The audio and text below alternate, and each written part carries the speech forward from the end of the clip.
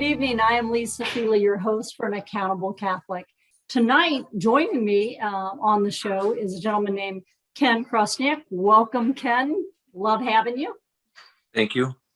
And basically, Ken, as a summary, I'll have you tell your story, Ken, in a minute, but Ken is a fellow Christian, a husband, a father, grandfather, and a very strong military. You've had a long military career, so you know a lot about the topic of, I guess, paying attention to what your children and grandchildren are learning. And so this has been of interest to you and you've learned more about it. So I really appreciate you joining us on the show to talk about it.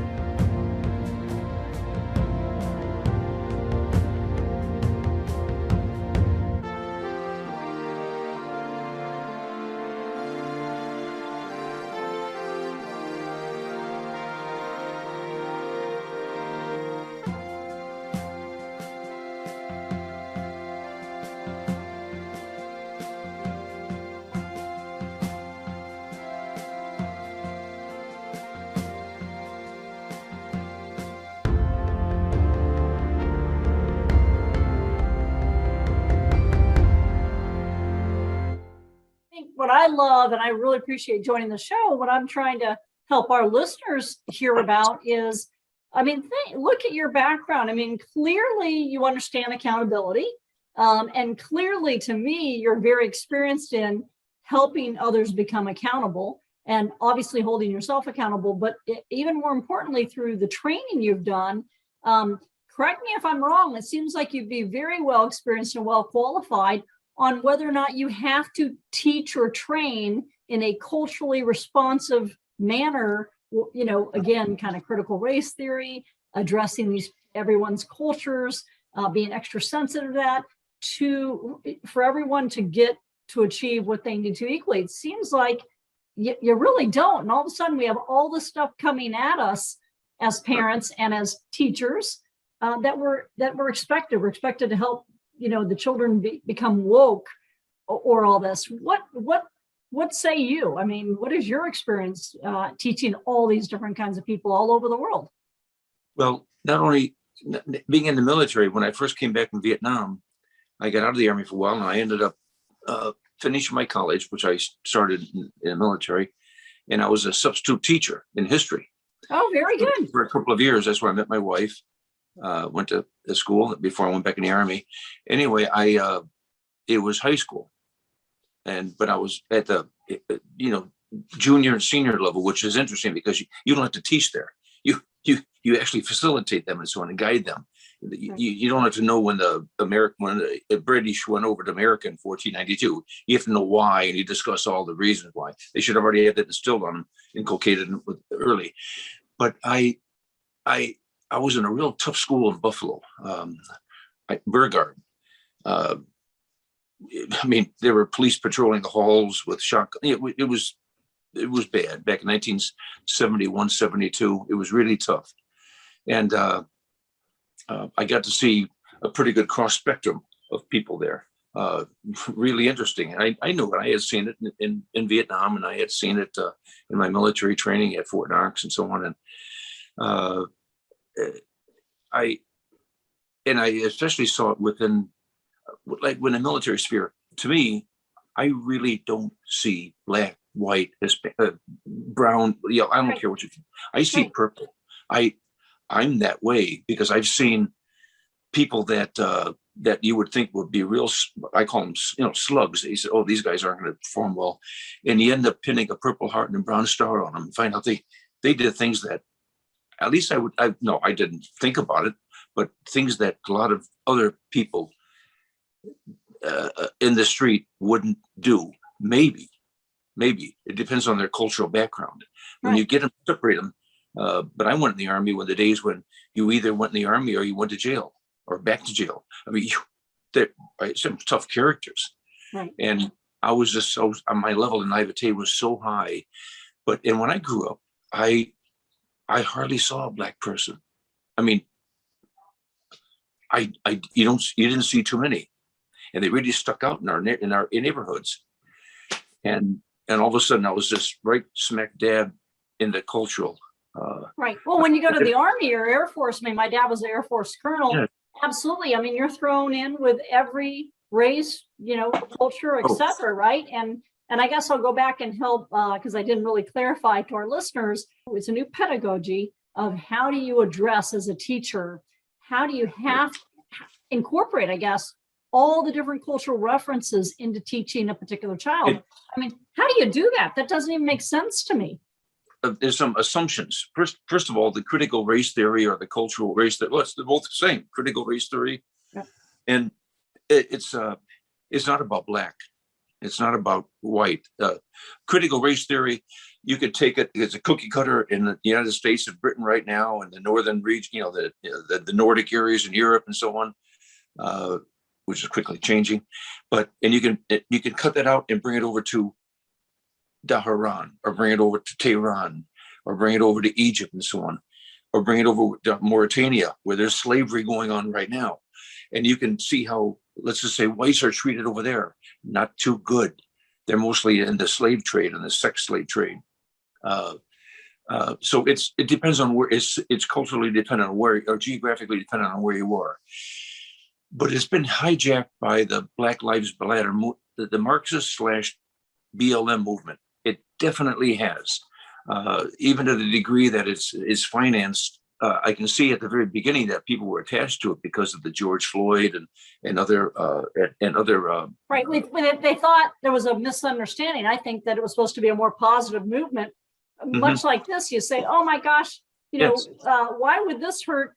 Why would this hurt, Ken? To make sure we're addressing their cultures." It sounds fine on its face, face value, but it's really not, right? Right. But yes, but then you go right into who has been attached to it, right, with Antifa. They've run that long, and they hijacked it completely because it's heavily financed by Bloomberg, Soros, Hollywood actors. People already know about that. That raises enough angst thinking about that. But there's some assumptions that they have, and I've written down. The most egregious to me are that they're basing we base the white culture, as they call it, critical race theory versus the gospel. And that's just there's one article that I read some time ago, a few months ago, before we even started talking about it now, how to pursue racial justice and unity through critical race theory versus the gospel. And it shows about, let's just say the white supremacy, which is their favorite term. They use a lot of big terms. It mainly to impress a lot of the proletariat. That's the same thing that the Soviets did, and that the Nazis did. They use a lot of before I even go, one of my big jokes right now among some of my friends is that I'm taking 2 weeks off from everything, and I'm going to get 2 PhDs simultaneously. One is in CRT, and the other one's in gender studies. And because it'll take about a week to get each one of them. So that's my joke for the day. Yeah, it doesn't go over real big with some of my more liberal friends, but the key is there's not a lot of facts behind it, and that's what I'm trying to bring about on the show. And when I talk about accountability, is right. There, when it comes to the gospel, obviously as a Christian and a fellow Christian, we're supposed to follow, and we know that we were made in the image of God, and we're all equal. Yes. I mean, it's not supposed to be G, you're black, G, you're white, G, you're Asian, G, you're tall, G, you're short, right? I mean, but what they're attacking, what they being what I term not my fellow Americans, but my enemy to my culture right now, not the white culture, and the enemy to the Constitution, the Bill of Rights, and then the culture and they outline the 4 areas that they're attacking. One is our rugged individualism of white supremacy. Well, it took pretty brave people to come over here and establish a foothold at Plymouth Rock and move westward and so on. Well, you're displacing a minority, displacing Indians. Well, I feel so badly about that too, because they were treated badly. Then they still are. because you don't have the government taking over your life like we had to do with Indian authority and so on. But it was a tough time. Like where the individual, to us as Christians, the individual is the primary unit. Under that is self-reliance. And my father taught me this when I was a young boy. The family is the building block of the nation. And it's true, but not according to BLM and / Marxist theory. It's not theory, theory. They're saying it's a village. Right. Yeah, made by the village. It made up with superstition and storytelling and so on. Well, the days are long gone around the campfires and so on. But that's what they're going back to. But that's exactly what they did with the Red Army and the Soviets taking over. It's exactly what they did in Nazi Germany. It's a playbook right out of there. An idiot can see it. But it was that self-reliance, independence, and autonomy is highly valued among, they say, the white culture. That should be I know Dr. Ben Carson. I've briefed him. We were trying to, at that time, we were trying to get him to run for president, but we had him over talking about EMP, and he came over, and it was just wonderful. What would that be about George Carver or Dr. Martin Luther King, or you can name some of the other wonderful Black people right now that they would be considered Uncle Toms by trying to having them back like Lieutenant Colonel Allen West. One of my idols. I met him quite a few times, and he always says, "Thank you for your service." And I say, "Thank you." But then there's individuals assumed to be in control of their environment. You get what you deserve. But in that also is a nuclear family.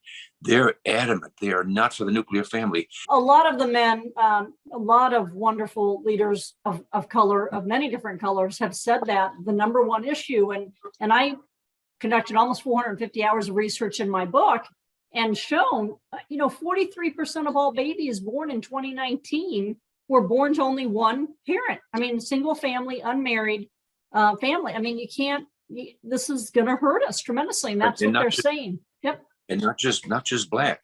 Yeah. I've noticed that, but then you get the Margaret Sanger and so on that they really established Planned Parenthood to eradicate genocide. People don't understand that. That's right. So that's back to the truth, right? They want to hide the facts from us. Oh, and the big one is hard work is the key to success. And that should be Dr. Ben Carson. His mother made sure she pulled him up by it's a matriarchal society in many ways. Right. Work before play. So what I hear you saying though is, so what they're trying to say is, boy, you shouldn't really believe in that, right? I mean, none of that is, they don't want the nuclear family. They don't want you believing that you can control your destiny. They don't want you believing in religion, right? Too much. I mean, they don't want you following that. Yeah. We're going to have to take a quick break here, and we'll be back in about 15 seconds. And it's been a great conversation so far. We'll continue after the break with Ken. Carolina Catholic Radio is excited to announce an alliance with Lisa Feely, author of An Accountable American. Her new book offers a blueprint to every person who wants to embrace how to be accountable. Learn how positively to impact your life and the lives of anyone around you. If you want to learn how to achieve enlightenment, peace, and prosperity, this is a great start. Now back to An Accountable Catholic Radio show. All right, we're back from our break, and Ken's going to continue with me in this conversation. So Ken, what I hear you saying is, boy, there is a lot of information out there that's really, we're under attack. We're under attack as Christians. I mean, I hate to say it that way. That sounds pretty negative. But when I hear about this culturally responsive teaching and being woke and critical race theory and all this stuff, I am so thankful that, we didn't see that when our kids were little. But with all of your experience with children and grandchildren and all your training and knowledge as a teacher, what are parents to do today? What's your thoughts on how do we move forward to ensure that our children are, have the right values and understanding to make sure our country, that they stay Christian, connected to God, and that our country goes forward the way maybe it was meant to be? Well, protecting children these days from educational activists is very difficult. I'm not sure how many schools have it. California and some other areas. Jamaica, Queens, one of my friends, I just got off the phone with him about an hour ago. He was a school superintendent in Jamaica, Queens. He was a tough guy. He's a very gentle soul. He's brilliant. Yeah. Mark Epstein, he's a brilliant man. But I think it aged him about 20 years in the few years he was there. And he said, all is lost unless we make some radical legalistic changes soon. He said, especially with the new administration, he says, it's only going to get worse. But with that, now that I pumped enough sunshine into the radio, I'll show you that the light at the end of the tunnel is not a freight train coming at you. Please, because that didn't sound too fun. No. But I like the President's Advisory 1776 Commission, which is in the trash can now with this. But it affected a lot of people. I'm trying to say not every school district is completely, but then you have the teachers unions and so on. They go everything from refusing to teach until the children get the COVID shot, which I hope never happens. But or whatever they're trying to delay more and more and more about everything. They've always been I never even joined them when I was even a substitute teacher. I was asked to join, and I said, this was back in many years ago, and I said, no. I didn't know what the word left wing meant, but I said, no, you're a very liberal, or I use some other, so I'm not going to join the National Education Association. Anyway, they've been hijacked also. How many of them, a great percentage? I don't know. There's a lot of good teachers out there, but the most important ones are that you read about the papers now, especially in the Epoch Times, which I get. Yes. It's the only good paper out there, along with the Washington Times. And you talk about, they pricked my interest about is compulsory race and bias training legal? Right. And there are if we don't start changing the kids, it's like Mark Epstein sent me an article about this one guy who's very, very liberal man, but he was home with his children during this COVID fiasco. Right, I was reading that article too. Yeah. You read that? And yes. Yep. They had a brown. He didn't realize. Right. So what I hear you saying is, as parents, we better pay a lot more attention to what's being taught to our kids. They do. When you start going into 7th and 8th grade, and so when you're separating black and white, and you say you have, that's going to eventually turn. It's eventually going to turn around and just have the opposite effect. And also, especially with the minority, that's only 13% of the country. George S. Patton did not come up with this term. It's called l'audace, toujours l'audace. And I remember that very, very well, because when I was in the military, it means audacity, always audacity. And that's what they're doing now. They're just right in the face. And they have the retort that if something goes wrong, or the SHTF, they can't think of an answer, you're a racist. And I've had some discussions, actually just one, where they just mentioned that on periphery about being maybe it's a racist theory. And I go, yeah, I don't care what you think about me. You say I'm a racist, I don't care. Everyone knows I'm not. But you've got to, the parents, when they see this, they have to get together at an early stage, like some communities are, and approaching the school board and saying, look, with your attorney next to you, and saying, don't play games with us. You're here not to, you have to teach my children the basics. Don't go into the culture.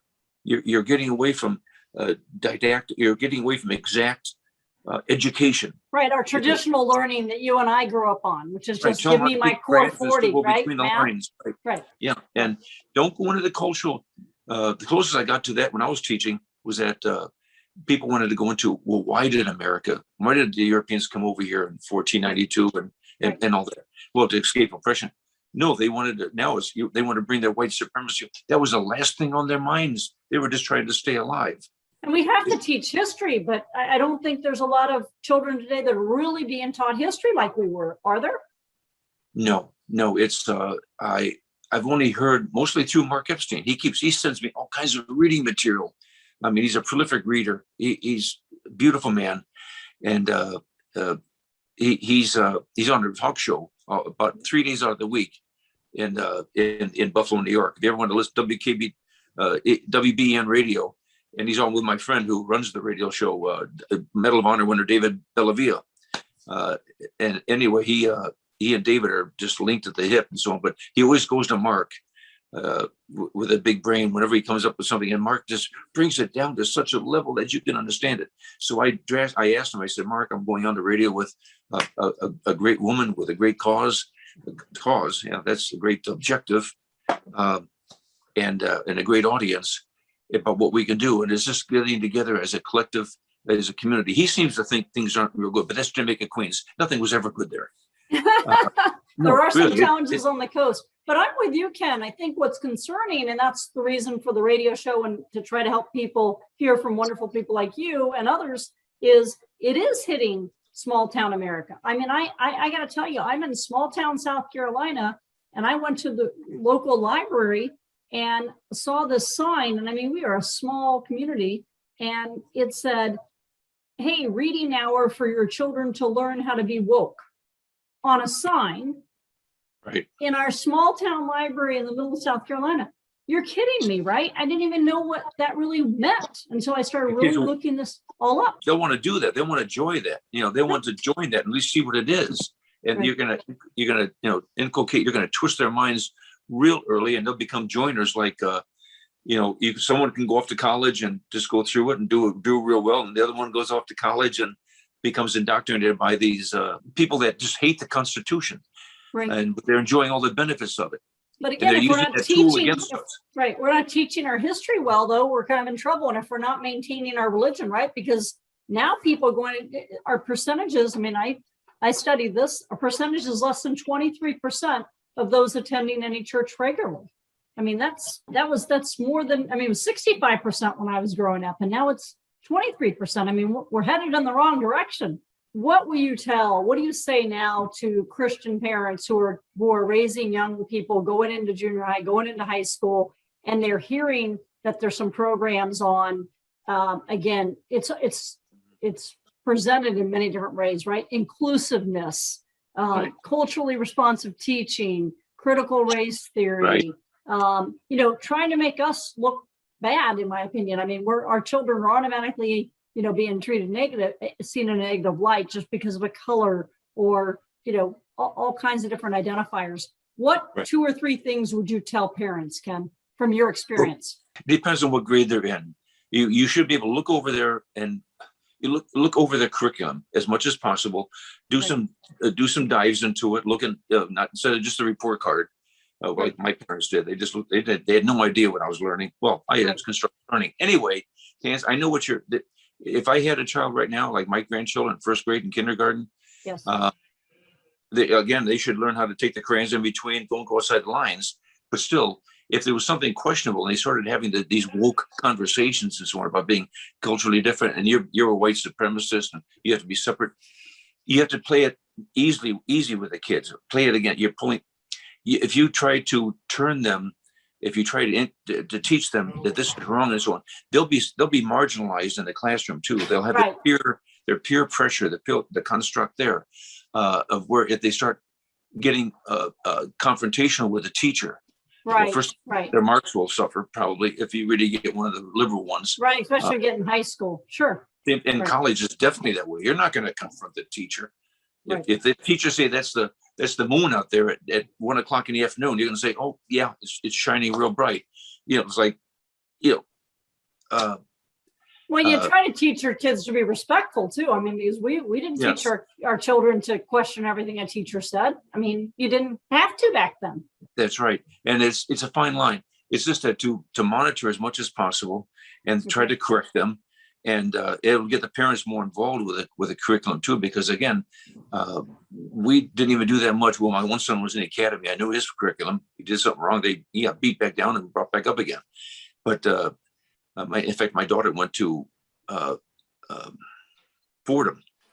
When she was Wow. dancing with the ballet company, she was there but then she got admitted to Columbia University, and she lasted there, I think, about a beginning of a semester. She said, "Dad, this is bad here." So she dropped out.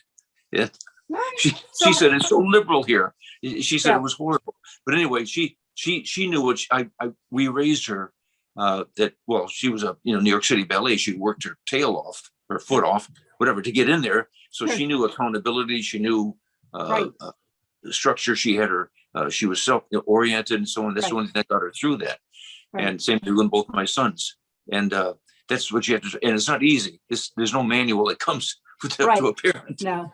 I mean, I think the bottom line for me, and let me know if you agree or not with your wonderful experience, is that this really all not only goes against what our country is all about, in my opinion, from everything I'm reading, because we're all a great melting pot here. And to your point, I've never seen color either. I was raised all over the world as an Air Force kid. I was Right. never ever told boy, this person's this color, this, I didn't know to look for that.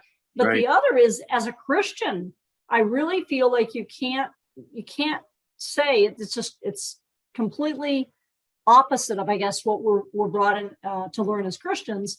You can't say on one side of the fence here, oh, well, we're all in this together. We're all Christians. We're supposed to help each other, love one another, do everything God's telling us to do in the commandments, and then turn around and say, oh, but we believe that, all these people are victims, and, we believe that they're less than us, or they don't have this chance or this. I mean, that's not the way, that's not right. Right. So, I mean, it's all these theories, in essence, if we're not paying attention as parents and making sure our children have the values we need them to have, and we're not paying attention to what they're learning, Right. they're going to actually come to believe that there's something wrong because they're white or they're Asian or they're black Right. or whatever, right? And that can't be Christian to me. That's right. This reminds me right now, because one of my, again, David Bellavia, when I was at the White House during his ceremony, he was celebrated because he was the first soldier to be alive to get the Medal of Honor. He was the last one from the Iraqi war. Well, in Afghanistan now, not that long ago, there was a beautiful young black soldier, don't even want to say black, a soldier. Alwyn is his first name, Alwyn.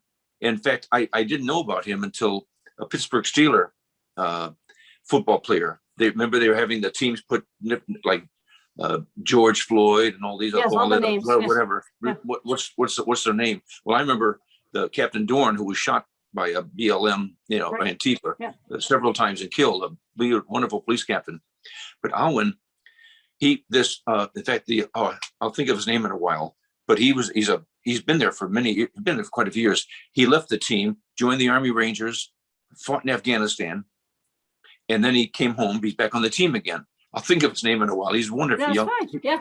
huge young man. And he had a piece of masking tape back there. It's a white, and it had Alwyn and Gerard, I think it is. And he put that on his helmet. He refused to wear. Oh, they're all whatever. the other names. Sure. Anyway, this young man, I just saw him on DAV, my Disabled American Veterans magazine. And what a beautiful young man. He was in an AP, a Bradley fighting vehicle, and it was hit with an RPG that somehow penetrated. They knew right where to hit it. It went into the gas tank. Everyone inside the everyone inside the Bradley was on fire, and they couldn't make it. He made it out, and he went back in and pulled 6 more people out. Wow. Only one died, the interpreter. The rest, and he had burns all over his body. I think he lived for a few more weeks, and he died of burns. Oh. And he was asked, "Why did you go back in there?" And he said, "I know I'm saved, but I don't know if they are or not." No, that's a beautiful man. I would love to hug him right now. Right. I hate to see that Biden's going to give him the Medal of Honor, but so what? I would rather have Trump. But that's what you call a young man that was raised the right way. Right. That's a true essence of a Christian right there, right? I mean, that's, you're supposed to love one another. It wasn't that he would go in and see color, I'm sure. So. And he was doing it all while completely on fire himself. Right. Pulling that, didn't even roll or anything. Well, you can't roll, put it out anyway. Not that fuel. It's like jet fuel. No, but so when you think of all those things, it's people like them. When I talk to people like them and you talk to people like those individuals, those are accountable Americans. They're very good Christians. And to me, anytime I talk to people like that, they don't believe in all these different theories. They don't see it that way at all. And I guess that's. And these are theories. There's nothing scientific. They're against the scientific method and so on. Right. But they'll say it's all science, but it's just really not. I mean, in my mind. The whole crux of it and the whole woke system is to turn us into another Venezuela. Right. We're facing some challenges. So, well, thank you so much for joining me tonight, Ken. So I'm going to sign off now because we're running a little late, but thank you all again for joining us on An Accountable Catholic. Join us again next week, next Thursday, 5 p.m. And for more information, and we'll post some information on how to learn more about all this on Accountable Catholic website. Thank you so much, Carolina Catholic Radio. See you next Thursday.